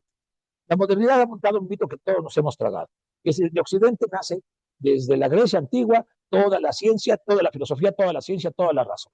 Y nosotros nos salpican y en la medida en que nos mojemos más de esa agüita bendita de la ciencia, vamos a progresar siguiendo su ejemplo. El gran mito de que es presentista, todo evoluciona, ¿no? Mientras Europa evoluciona, y los que nos atrasamos aquí, dice Hegel, pues es por los indios. ¿Y qué piensa de los indígenas? ¿Y qué piensa de América? Que no progresamos porque aquí no despreciaron los indios en América. Eh, Aquí persistieron y se mezclaron, y eso es lo que nos tiene atrasados. Porque aquí no pasó el espíritu absoluto, mientras, porque es repelente a los indios, ¿no? Terriblemente. Que sigue, que sigue, que sigue muy presente. Entonces, Enrique Dussel, este es el gran mito de él. Y lo que él dice es hay que desencubrir, no dice que hay que desencubrirlo, este mito encubre, esto es, encubre la injusticia, la barbarie que Europa ha hecho sobre él. Y lo primero que tenemos que reconocer es ese encubrimiento, yo le llamo desencubrimiento, no descubrimiento, desencubrir. Y aparte tiene mucho sentido filosófico con el concepto original de Alece, ¿no? Que es traer a la vida lo que está muerto. Bueno, entonces yo creo que este es el papel predominante de las humanidades. Y desde luego, el complemento eh, es la utopía. La utopía, es decir, pensar que este mundo puede ser diferente. Esto yo lo termino, por cierto, este librito, diciendo, en los caracoles, en las luchas zapatistas y en los municipios autónomos del zapatismo, está ya una utopía como realidad. Y esto es una esperanza para el mundo entero. Sí hace una crítica radical a la injusticia, a la opresión, a la marginación de los pueblos indígenas, pero al mismo tiempo, a partir de esa crítica, reconoce su dignidad, sus luchas y la esperanza de un mundo mejor. Esta es la razón utópica. Entonces, yo creo que ambos tipos de pensamiento son complementarios. La crítica radical a la injusticia, a lo inaceptable, y la fuerza utópica. Dice Adolfo Sánchez Vázquez, la razón del sueño, la razón del sueño. Y aquí de nuevo Juana, toda su obra a la cabeza de esta razón del sueño. Pero también aquí, para completar esta razón del sueño, bueno, los sueños o las utopías no se pueden realizar, y aquí esto casi estoy repitiendo a Adolfo Sánchez Vázquez, no es con la integración de la ciencia, que es muy eficiente, pero no una ciencia y tecnología bajo el paradigma moderno que está orientado a explotar y destruir la naturaleza. Desde Bacon, ¿no? La ciencia lo que nos permite es dominar la naturaleza. Y después agregó también a los seres humanos. Y esto es, la ciencia y la tecnología está orientada en el paradigma de la modernidad, desde el siglo XVI hasta ahora, a dominar, a explotar la naturaleza y a los seres humanos. Desde luego, bajo el, el capitalismo global, ¿no? Lo que necesitamos es esa ciencia y esa tecnología, pero para que cumpla las promesas que no ha cumplido. Es decir, ser amable en la vida a todos los seres humanos. Esto no lo puede hacer por sí misma. Necesita la guía de la filosofía, del humanismo. Pero un humanismo que sea tanto crítico como propositivo. Este es un poco un esbozo, ¿verdad?, de la construcción de nuevos paradigmas inter y transdisciplinarios. Ahora bien, quién más han cuidado, quién más han elaborado este paradigma? No son las universidades, no es Europa, no somos los filósofos de la academia, los pueblos. Si nosotros nos empezamos a adentrar, cosa que no hay aquí en esta facultad y hay muy poco en las universidades indígenas de hoy en día. Miguel León Portilla lo hizo maravillosamente con las filosofías antiguas y también con la literatura actual. Pero nos hace falta integrar esta facultad, las filosofías vivas de los pueblos. Varias veces hemos invitado. Justamente creo que ahorita va a estar aquí Xochitl, había organizado algo a la misma hora sobre el buen vivir en las concepciones, Mijes, ¿no? Necesitamos recuperar estas visiones, porque a diferencia de lo que sucedió en la Europa occidental capitalista bajo el los pueblos indígenas no conciben el desarrollo humano, no es en respeto y armonía con la naturaleza. El doctor Edgar Tomar, que está aquí atrás, está haciendo una investigación admirable sobre la historia de las tecnologías lacustres en esta ciudad. Cómo antes de la llegada de los españoles tenían un conocimiento de ingeniería hidráulica admirable para evitar inundaciones, para construir esos maravillosos sistemas agroecológicos que son las chinas. Llegan aquí los españoles dicen, ¿estoy soñando? Pues verdad, se quedan a pantalla. Pero cuando esas ingenierías, una de las investigaciones que está haciendo Edgar Omar, ayer justamente nos presentó, vamos a hacer una conferencia con avances, desarrollos. Eh, pero cuando llegan los españoles, poco, no les interesa mantener esta armonía ecológica entre todas las ciudades, no solo Tenochtitlan, sino todas las ciudades alrededor de este terrenal que era la custre. Eh, eh, había una convivencia, una armonía, un respeto en términos de la urbe, de la vida humana, del progreso, de los indios, de los altépetls, que es la unidad básica, y de ecología. Los españoles llegan con todas sus ciencias a darle en la torre y hacer el desastre que durante muchos años tuvo y que sigue teniendo la Ciudad de México. Entonces, bueno, tenemos que incorporar esta visión fundamental de los pueblos indígenas, lo que llaman, recupero y traduzco hasta donde entiendo, las filosofías indígenas como las de Manuel Bolón. Por cierto, vamos a invitar ahora en mayo el Bolón, este gran filósofo indígena, los que ellos llaman Lequil Cuxtejal en Tzotzil, es el buen vivir. Pero el buen vivir no es la buena vida, no, el buen vivir es este buen vivir en armonía, el individuo en armonía con la comunidad, la comunidad en armonía con todo, la naturaleza y todos los seres vivos, que los ríos y montañas son seres vivos. Pues claro, desde la arrogancia de la ciencia, primero más, pobres indígenas, ¿no? Que les lleven un poquito de ciencia. Piensan que los montes y las piedras y los ríos son seres vivos, que no han tomado las lecciones básicas de biología, no. Esa concepción de que todo tiene corazón y por lo tanto es ser vivo, y en cuanto tiene corazón, es digno de respeto. Algo que ya habían pensado en la antigüedad. Plotino, por ejemplo, había pensado esta idea holística, algo que recupera desde luego Bergson en el espiritualismo. Pero todo esto, entre la ciencia y la tecnología, que trata de dominar y ser eficiente, aumentar la productividad, la plusvalía relativa y la acumulación de capital, pues es pensamiento retrógrado, ¿no? Todo eso. No, tenemos que recuperar e integrar esas filosofías indígenas que, vivas hoy en día a este modelo de ciencias, tecnologías, humanidades, tanto en un sentido crítico y desencubridor como en un sentido utópico, pero también con la sabiduría de los pueblos indígenas, paradigmas que yo denomino transdisciplinario e intercultural. Muchísimo, ha hecho muy poco para impulsar. Y cuando lo hemos tenido la oportunidad de hacerlo, ya no tuvimos un proyecto muy importante con y una comunidad Miche, San Pedro y San Pablo Ayutla, que fue en una primera instancia apoyada por la universidad, centro intercultural y transdisciplinario en San Pedro y San Pablo Ayutla, que logramos primero, en un principio impulsado por León Olive y Yasna Aguilar Gil, que ustedes conocen, la pública de la Universidad de esta gran escritora, dije Yasna, impulsado.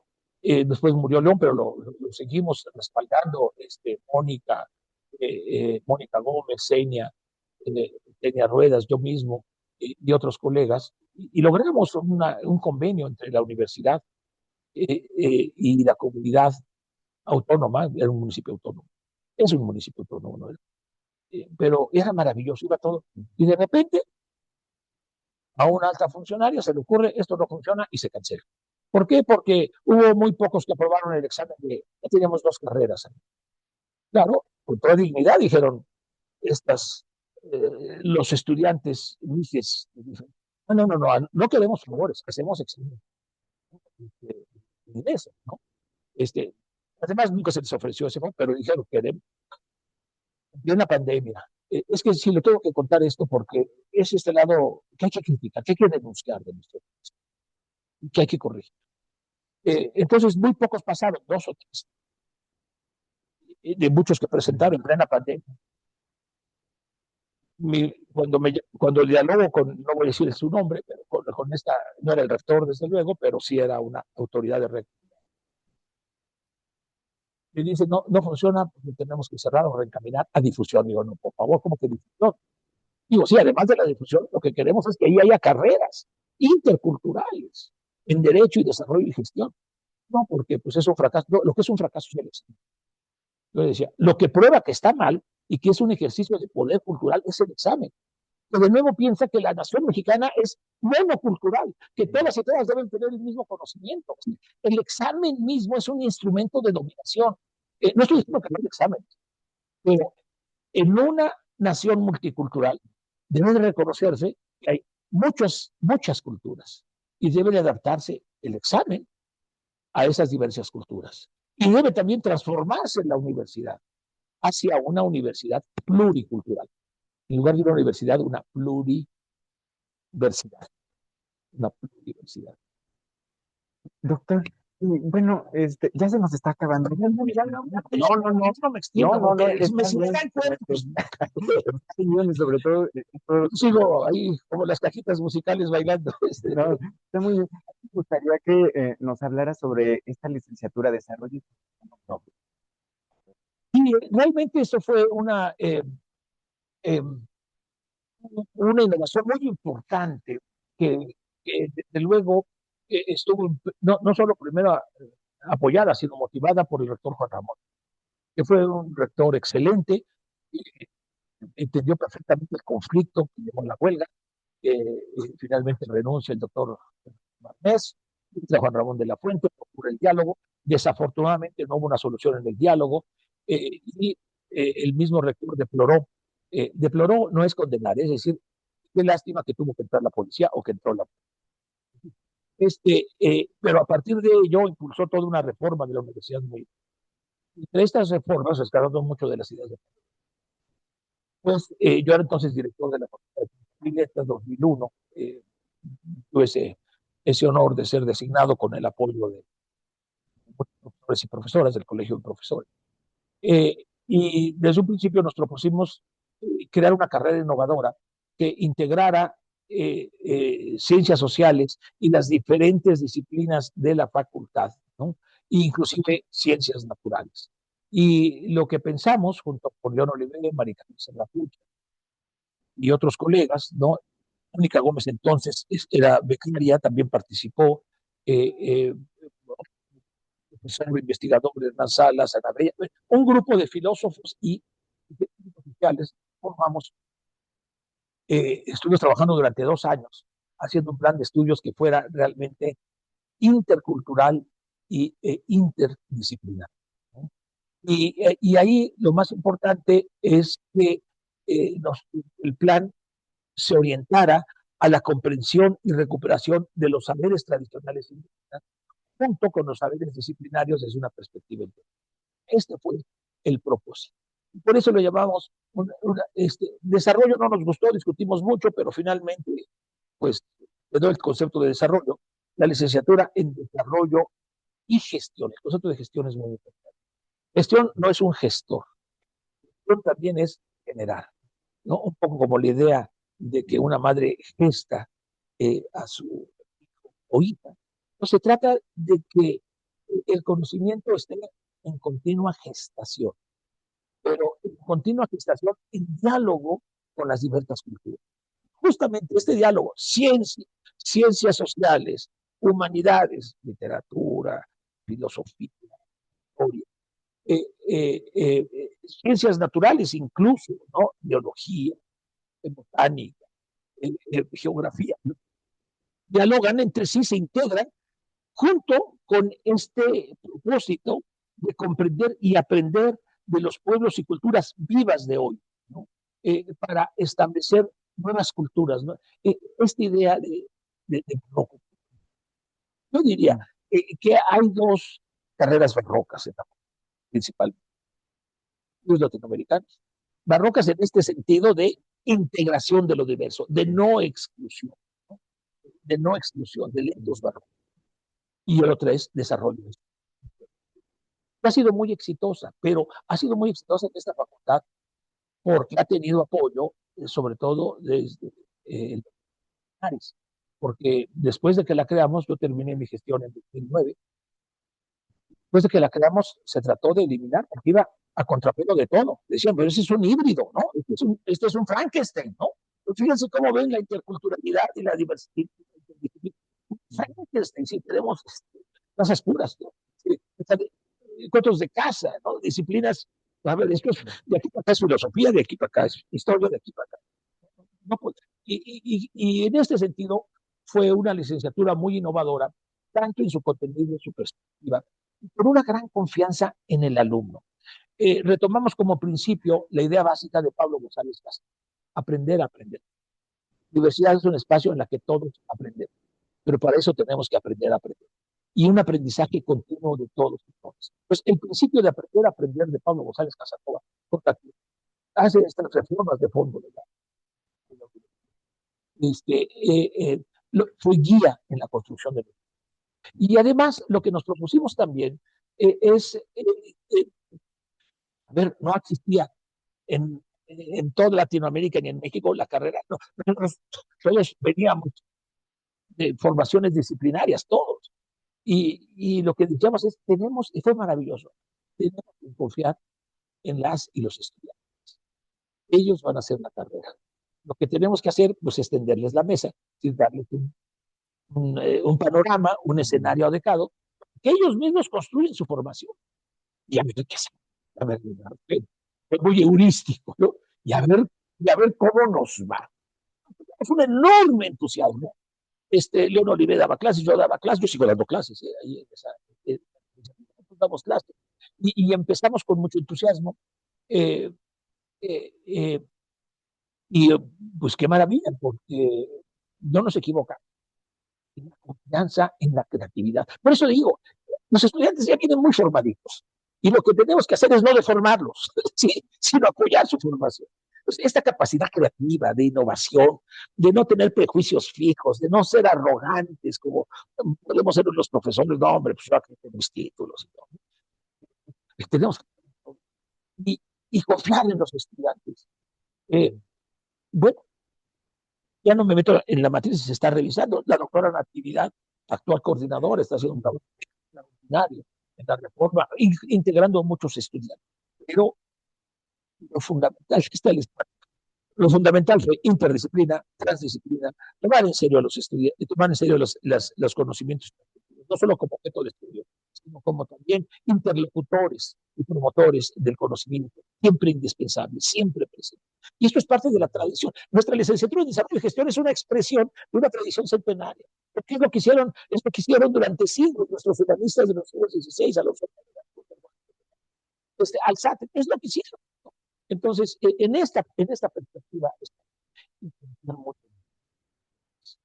la creatividad. Y es fantástico, es una idea que yo creo que tendría que generalizarse. Muy en contra de todo.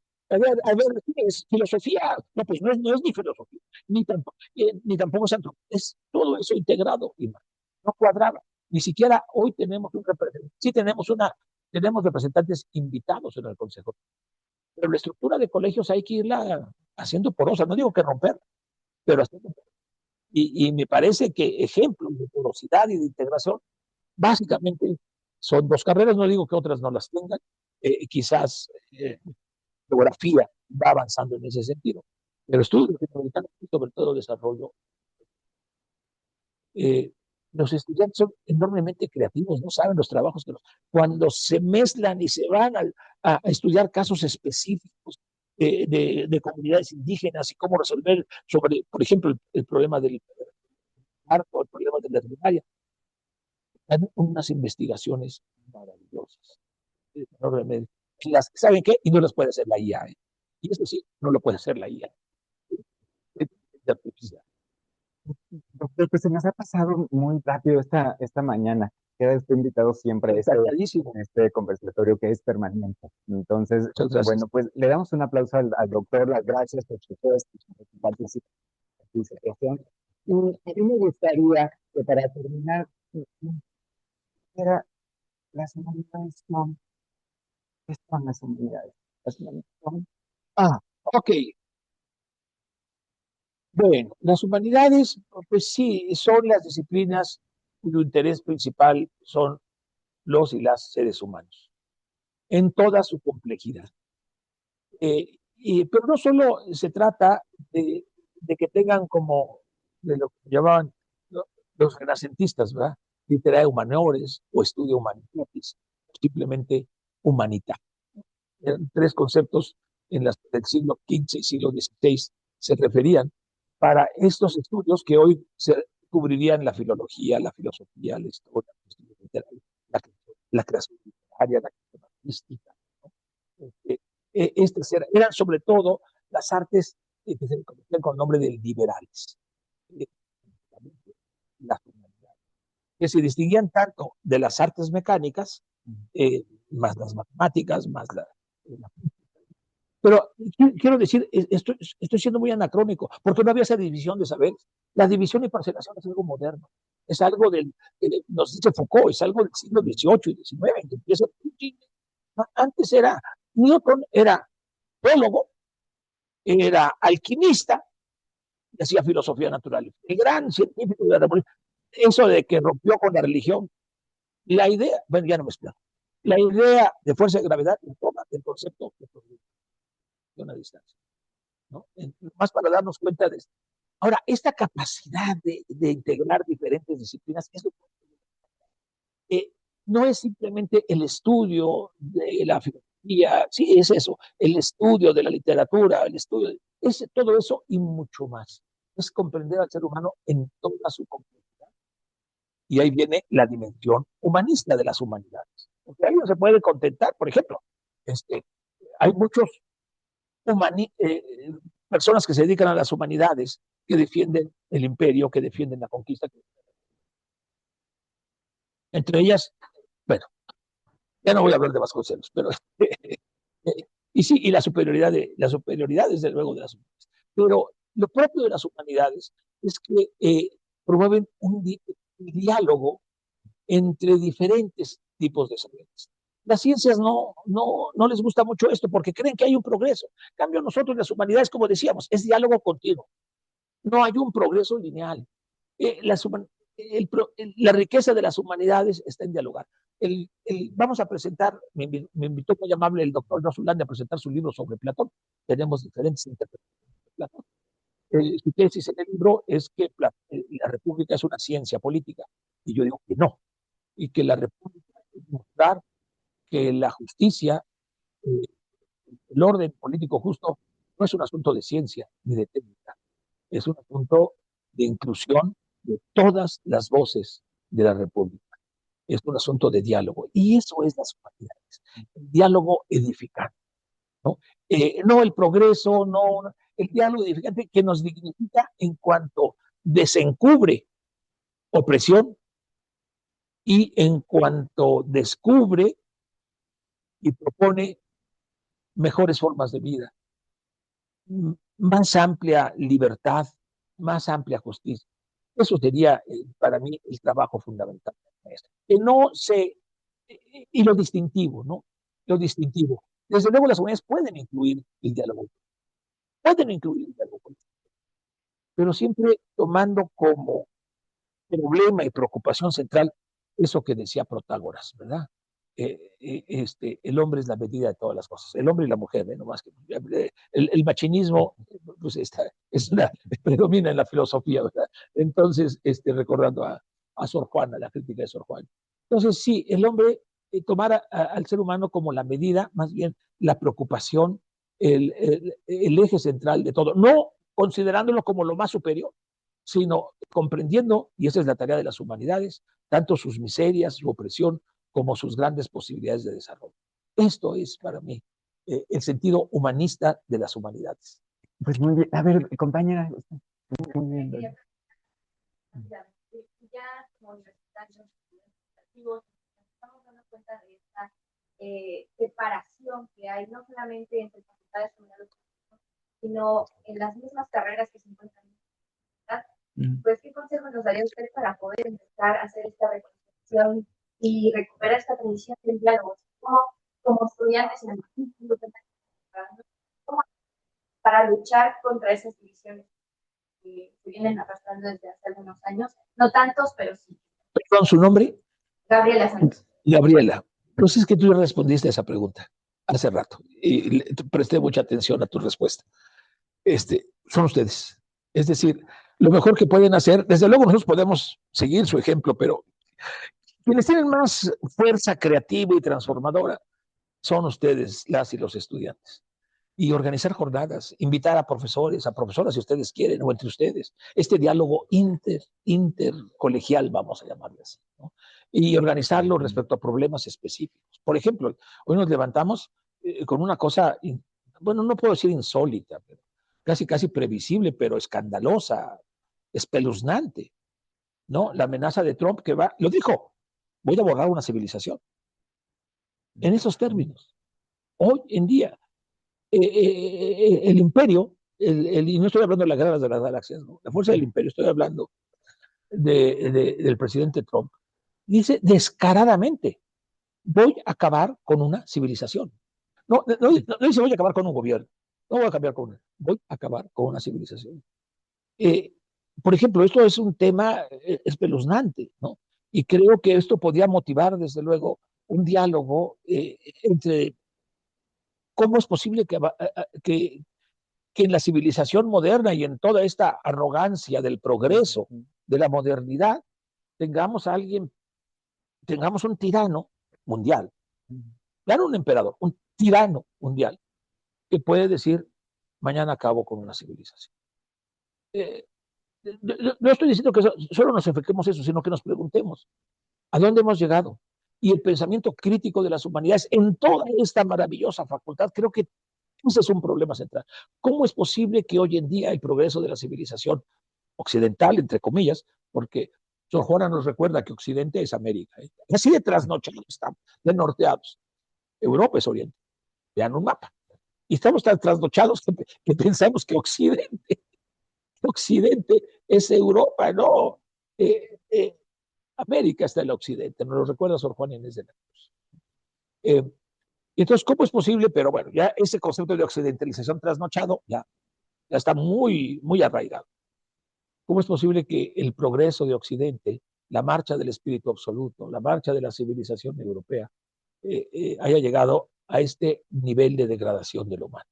Esto me parece que es un tema muy importante, que, por ejemplo, las y los estudiantes de todos los colegios podían convocar a unas jornadas, entre otras cosas. Y otros muchos problemas del tipo podríamos pensarlo. Gracias, Gabriel.